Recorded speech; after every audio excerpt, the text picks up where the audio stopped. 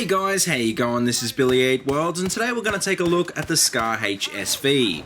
This was a rifle I reviewed a long time ago, and that video ended up being one of my most popular DMR videos, despite the fact that I didn't really like the gun. So what was the problem with the SCAR-H SV, and what's changed to make it worthy of being this week's Weapon of the Week? Well, most importantly, the muzzle velocity of this gun was considerably buffed in the recent fall patch, and with the reduction of visual recoil, this gun is now a lot easier to control too. In general, the SCAR-H SV was previously the worst of what I would call the three long-range DMRs. In terms of stats, it was almost identical to the Mark 11 and very similar to the SVD12, but the reason it was inferior to both was because of its slow 500 meters a second muzzle velocity. For a long-range weapon, a fast muzzle velocity is very important because it not only makes it easier to hit moving targets, it also reduces bullet drop. Compared to the Mark 11 and especially the SVD, the SCAR-H always just felt more inaccurate, and although it wasn't a massive difference, there really wasn't a reason to use this gun. In the fall patch, DICE finally buffed the muzzle velocity of the SCAR-H to a very fast 620 meters a second.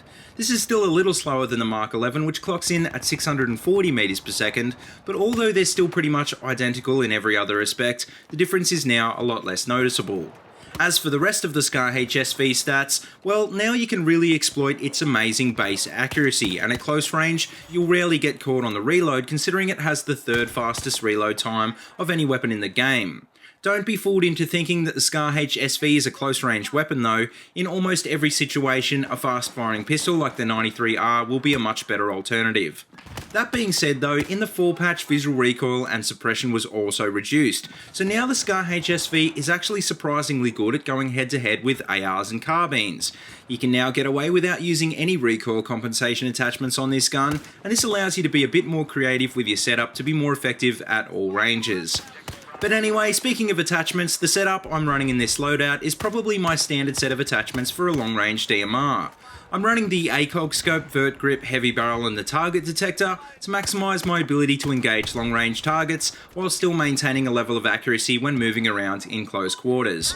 If you're more of a fan of close-range optics, well, you probably could switch out the ACOG for a one-time sight, but I find that this setup works better on guns like the M39 and the Ace 53. The SCAR-H SV is most effective used at mid to long range, so make sure you keep some distance between you and your target and just let this gun work its magic. But anyway, that just about wraps up this week's episode of Weapon of the Week, so let me know what you think of the SCAR-H SV in the comment section below, and feel free to suggest a weapon and customization for next week's episode. As always, if you like what you see, please remember to like, comment and subscribe, and if you haven't already, please check out all my other Battlefield 4 videos. I've got them all linked in a playlist in the description below. But until next time, see you later, and have a good one.